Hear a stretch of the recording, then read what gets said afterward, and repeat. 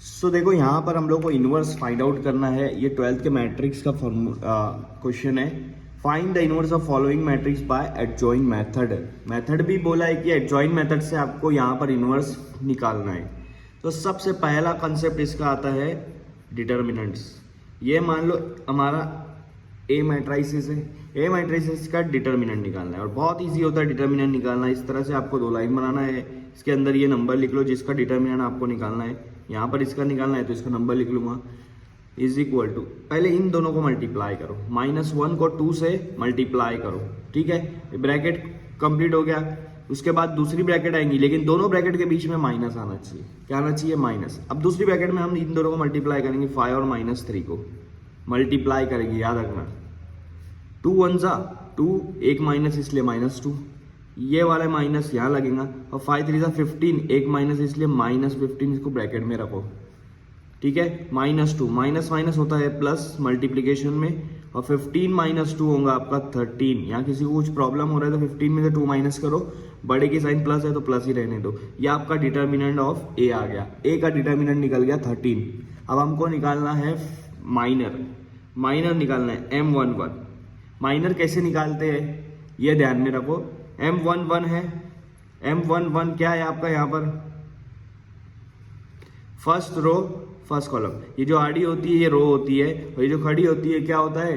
Column होता है। आड़ी रो होंगी और खड़ी क्या होगा? कॉलम होगा। तो आपको क्या करना है? फर्स्ट रो को हाइड कर देना है और फर्स्ट कॉलम को भी हटा देना है। फर्स्ट रो फर्स्ट कॉलम हटा दिया, क्या बचा? 2 बचा। तो ये आपका माइनर होगा M11 का। अब दूसरा आएगा M12। 12 इसलिए लिख रहा हूं मैं क्योंकि फर्स्ट रो और सेकंड कॉलम, फर्स्ट रो हटा दिया और सेकंड कॉलम हटा दिया, तो क्या बचेगा? -3 बचेगा। -3 यहाँ लिख दो। इसके बाद आएगा M21। M13 नहीं कर सकती क्योंकि थर्ड कॉलम है नहीं। Second row first column, second row ये है, फर्स्ट कॉलम ये है, कितना बच रहा आपका? 5 बच रहा, तो M21 आ गया। और सेकंड रो सेकंड कॉलम के लिए सेकंड रो हटाओ और सेकंड कॉलम हटाओ, आपको बचेगा -1। तो ये आपका माइनर आ गया, आपका माइनर निकल गया। इसके बाद आपको निकालना है कोफैक्टर्स। आपको क्या निकालना है? कोफैक्टर्स। कोफैक्टर्स का मैं आपको फॉर्मूला बता देता हूँ कैसा हो, बहुत सिंपल सा कंसेप्ट है। क्योंकि कोफैक्टर निकालने के लिए हमको माइनर की जरूरत पड़ती है, इसलिए हमने पहले माइनर निकाला। तो कोफैक्टर निकालने के लिए मैं A11 नाम दे देता हूँ कोफैक्टर को। A11 यहाँ पर आपको -1 लिखना है। -1 हर फॉर्मूले में -1 लिखना है, और -1 के ऊपर कुछ पावर लगाना है। वो पावर ये रहेंगी, ए के साथ आपने 1 लिखा मतलब 1 + 1 लगाना पड़ेगा, मल्टीप्लाई बाय M11। M11 मतलब आपका माइनर। -1 के ऊपर कितना पावर है?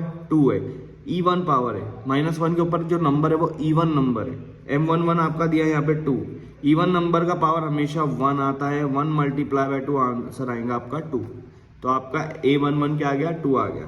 A12 देखो, 12 में क्या होगा? -1 यहाँ रखेंगे, सब फॉर्मूले में -1 लगेगा, लेकिन उसके ऊपर पावर ये लगेंगी 1 + 2, first row second column, multiply by M12, ठीक है। अब -1 के ऊपर 1 + 2 मतलब क्या हो गया? 3 हो गया। 3 आपका ऑड नंबर होता है, और -1 के ऊपर कभी भी ऑड नंबर आए ना तो आंसर -1 ही आएगा, और -1 के ऊपर कभी भी इवन नंबर आए तो आंसर +1 आएगा। ये चीज याद रखना।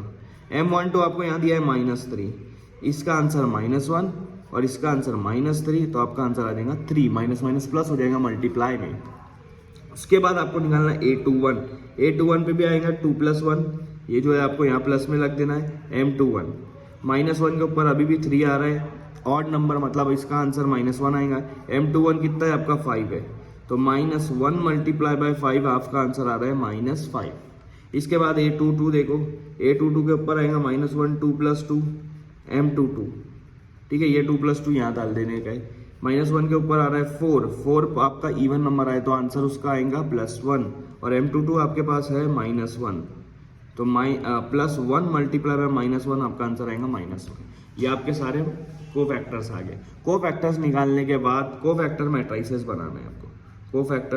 कोफैक्टर सो ये देखो, आपको कोफैक्टर मैट्रिसेस यहाँ पे आपको बनाना है इस तरह से। 2 यहाँ लिखा हो, 3 यहाँ पर, -5 यहाँ, -1 यहाँ, ये आपकी बन गई है कोफैक्टर मैट्रिसेस।